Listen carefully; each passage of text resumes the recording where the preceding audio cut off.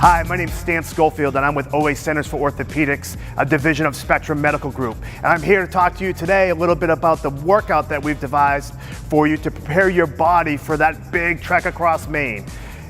Today's workout is a variety of different exercises that's a total body workout. And everything in here is pretty well described as it relates to the exercise as well as the number of sets and number of reps that you should do for each one. Probably the most common question I get when working out is, how much weight should I use? And that really varies from person to person depending on your training history and how strong you are, or if you've even lifted weights in the past. Really, that's going to be totally up to you. You know, the general rule is, hey, you can start with body weight if you haven't done anything, or start with, I always say, err on the side of caution and use a lighter weight to begin with, and then you'll gradually get an idea of what works for you as it relates to what weight you should use. By the end of it, it should have like a moderate level of struggle for you to complete that 9th or 10th rep in the exercise.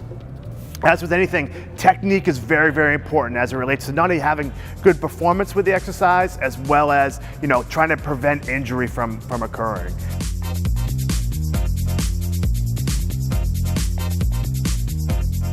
Goblet reverse lunge, you want to start holding the dumbbell goblet style. Hold the top of the dumbbell.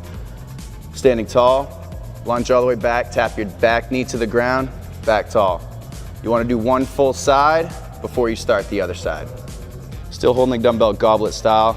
You want your feet hip width apart. You want to squat all the way down, keeping your back flat, and all the way back up, squeezing your butt at the top.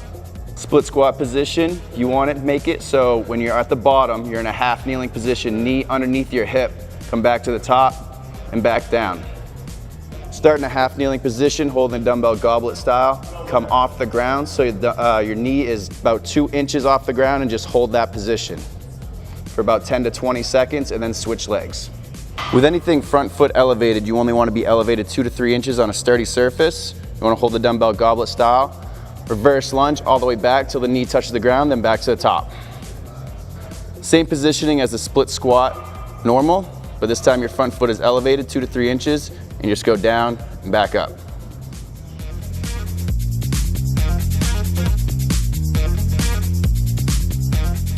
With dumbbell Romanian deadlift, you want 2 dumbbells in front of you.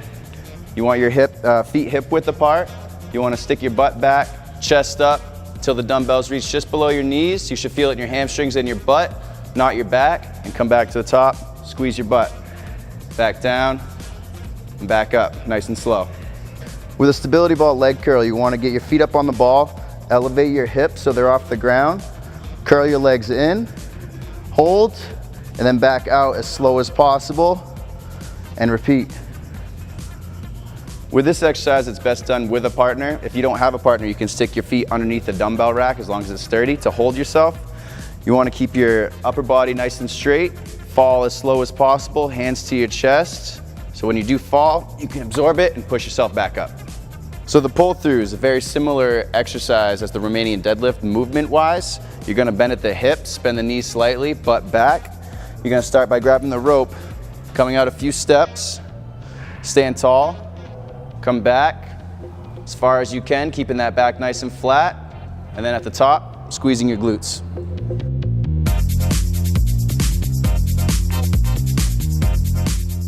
With a dumbbell chest press, you want 2 dumbbells, feet firmly on the ground, laying on your back. Start with the dumbbells at your chest, bring them to the top. This is where the first rep starts. You want to go all the way down to your chest and then back to the top. Do not do half reps, those do not count. You'll get it much stronger if you go all the way down and all the way back up. Incline chest press, very similar to the normal dumbbell chest press where you have your feet firmly on the ground.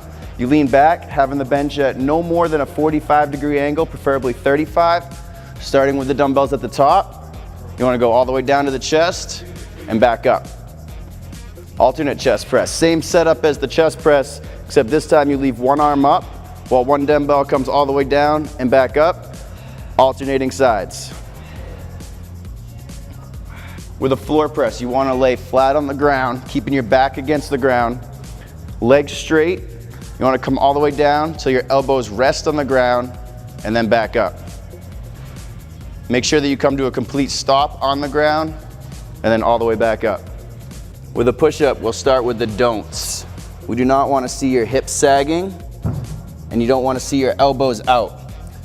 You want your hands directly underneath your chest, toes dug in the ground. If you have to do them from your knees, go ahead. If you have to keep a neutral back, but preferably toes in the ground, pushing all the way back up, all the way back down, and up, keeping your elbows tucked to your side. Dumbbell single arm push press. You want to start with the dumbbell at your shoulder level, get a slight squat in the knees, and then explode up. Lock the elbow out, back down, small squat, explode up.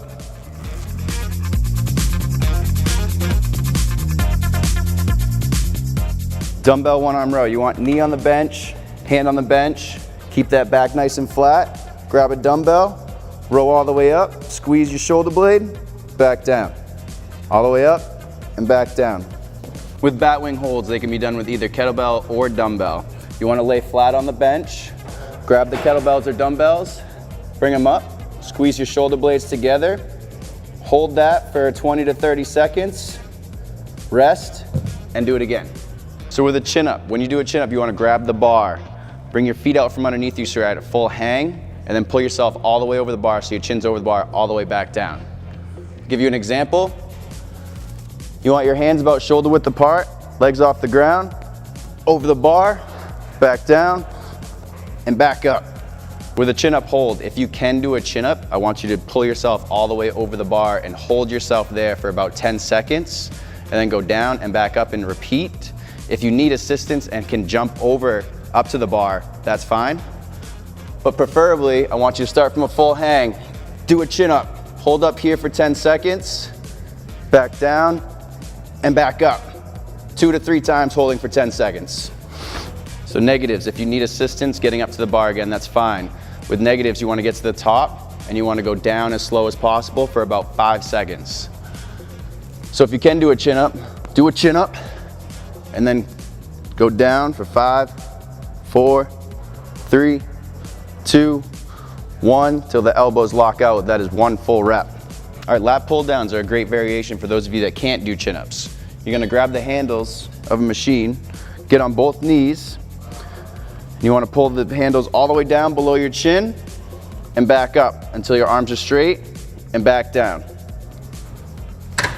Single arm lat pull down, very similar to the regular lat pull down. The only difference is you'll be on one knee. Whatever arm you're using is the knee that you're gonna be on. So since I'm using my right arm, I'll be half kneeling on my right knee, keeping my back flat. I don't wanna see any arching to pull it down. Keep that flat. Pull the handle all the way below your chin, back up and back down. With an alternating lat pull down, you wanna be on both knees again. Start with both handles below your chin, and then one at a time, up, back down, alternating sides. With a half kneeling high to low row, you want to start with the arm up, okay, and you want the handle to be pulling at about a 45-degree angle. Again, since I'm using my right arm, I'm going to be on my right knee. I'm just going to pull it towards my chest and back up.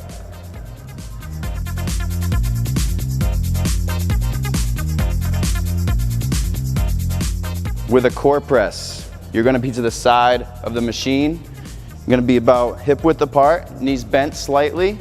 You're going to press this all the way out and back in, nice and slow. If you're doing it correctly, you should feel it in your core.